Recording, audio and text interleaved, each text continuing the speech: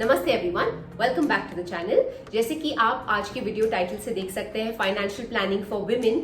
ये वीडियो हमारे दूसरे वीडियो से थोड़ा हटके है, बट क्योंकि आप लोग जो मुझे फॉलो करते हैं, पर्टिकुलरली जो यंग लड़कियां मुझे फॉलो करती हैं, who are like my family, I really wanted to share my journey and my experience in financial planning with you. तो सबसे पहले तो जब मैंने अपना MBA खत्म किया and I got my first job, I was just 22. I moved out of my house in Delhi to Bombay alone, and that's really जहां मेरी जर्नी शुरू हुई।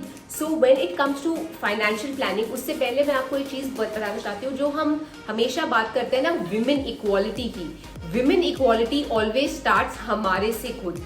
यहाँ पे कोई भी अबला नारी नहीं है। Every one of us are strong independent women who can take charge of our own lifes, right. अभी भी after 6 to 7 years of being in the corporate world, I still hear so many women say, oh मेरी tax saving planning तो मेरे husband करते हैं, मेरे father करते हैं। But I really feel like it's so important that if you are earning the money, तो you should yourself empower yourself, learn a little bit more and really take charge of your life, right? Okay, so the first thing I want to tell you is कि जब भी आप किसी नए job पे join करते हैं, आपको एक CTC होता है, which is the total amount you are going to earn in a year, उसमें and then there is obviously something which is in hand, which is your in hand salary, जो आपको month के and में मिलती है।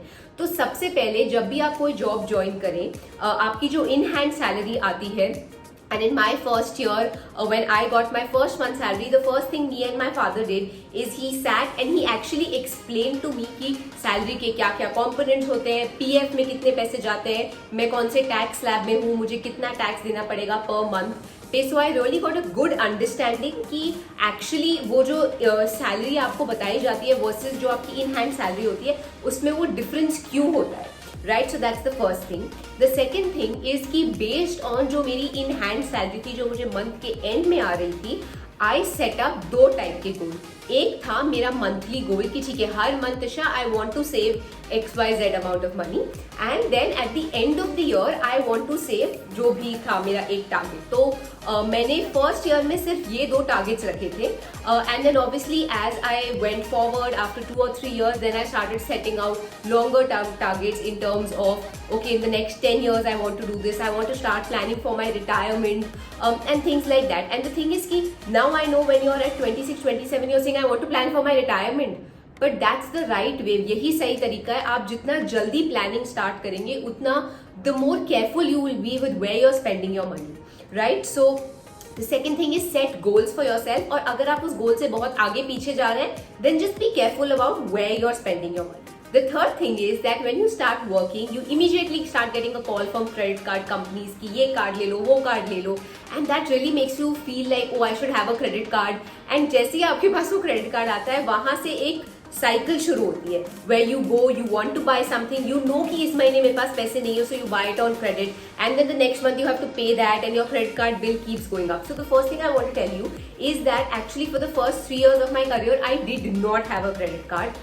The moment I bought a credit card, I got one, ये मेरा cycle शुरू हो गया for a couple of months, and then I realized okay मैं क्या कर रही हूँ, and basically after that I have pretty much stopped using my credit card, unless if I'm traveling abroad या कोई ऐसा reason है where it's really important, I basically try and spend जो भी पैसे मेरे सेविंग अकाउंट में है, सिर्फ I try and not use my credit card at all, because that's a very dangerous cycle. तो अगर आप क्रेडिट कार्ड यूज भी करते हैं, क्रेडिट कार्ड कंपनीज तो आपकी लिमिट बढ़ाते ही जाएंगे, बट आप अपने दिमाग में अपनी लिमिट सेट करिए कि ओके पर मंथ मैं इससे ज्यादा क्रेडिट नहीं स्पेंड करूंगी, and you have to be very very conscious and aware. तो फोर्थ थिंग इज कि जो भी आपके मंथली एक्सपेंसेस है, आपको उनका ट्रैक रखना चाहिए फॉर श्योर, ताकि आपको पता चले कि आपका पैसा एग्जैक्टली जा कहाँ रहा है, whatever you are spending, right. तो in the beginning I used to use this app, बहुत सारे फ्री मोबाइल ऐप्स है, मैं एक ऐप यूज करती थी वॉली करके, पर actually you can use any app, just keep inserting कि आप पैसे कहाँ स्पेंड कर रहे हैं, सो यू आर अवेयर कि okay X% is going into transportation, food, shopping, etc. and it will just help you plan. तो अगर आप ये consistently करते रहे, तो 4-5 महीनों में आपको खुद ही समझ आ जाएगा कि how much money are you actually able to save, and जो आप पैसा खर्च कर रहे हैं वो exactly जा कहाँ रहा है. So this is the 4th and 5th point. The next thing is जब आप कुछ पैसे सेव करना स्टार्ट कर देते हैं तो आप उनको कहाँ इन्वेस्ट कर सकते हैं. Now there are multiple ways, multiple things that you can do. A lot of people जिनको स्टॉक मार्केट की नॉलेज है, जो टाइम डेडिकेट कर सकते हैं, वो उस टाइप के इन्वेस्टमेंट्स ट्राई करते हैं. बट जो थोड़े लो रिस्क लोग हैं जैसे कि मैं बेसिकली अपने पैसे म्यूचुअल फंड्स में डालती हूँ. म्यूचुअल फंड्स भी अगर आपके पास नॉलेज है तो आप खुद बेस्ट फंड्स जो आपके प्लान के हिसाब से हैं आप उनके बारे में रिसर्च करके डाल सकते हैं. नहीं तो बहुत सारी वेबसाइट्स भी हैं which help you invest. For example I use this website called Scriptbox which helps me invest some amount of my money. But honestly most of my mutual funds I just research online and then I find okay this is what I want to invest in. So that's one of the things. And then obviously there are many other ways. There are fixed deposits, there is PPF. The thing is कि you should be aware कि आपके सारे options क्या हैं and उनके pros and cons क्या है, and then decide okay this is where I want to invest and how much do you want to invest on a monthly basis.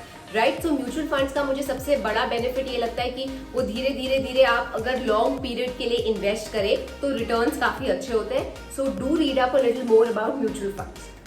The next thing comes to insurance. Now at the end of the year, obviously insurance most people buy like a life insurance policy क्योंकि उससे tax saving होता है. But one of the things that I have recently invested in is also health insurance, particularly keeping in mind जो अभी जिस situation में हम सब रह रहे हैं.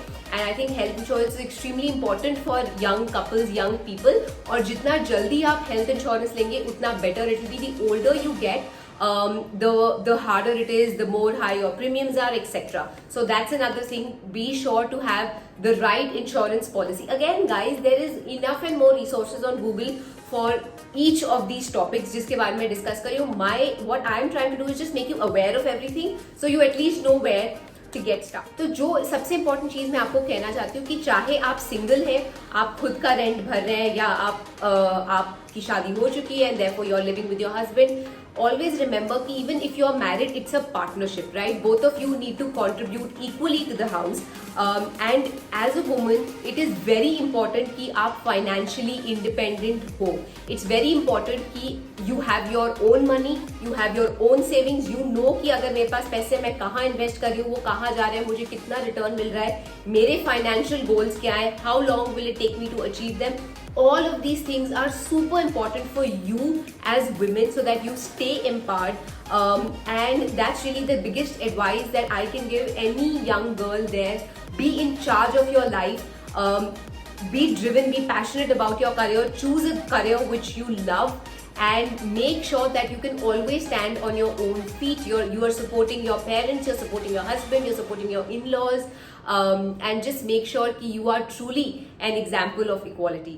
So thank you guys for watching this video. If you did enjoy this video, don't forget to subscribe to our channel and press the bell icon ताकि जब भी कोई नया वीडियो आए आपको सबसे पहले अपडेट मिले. Thank you.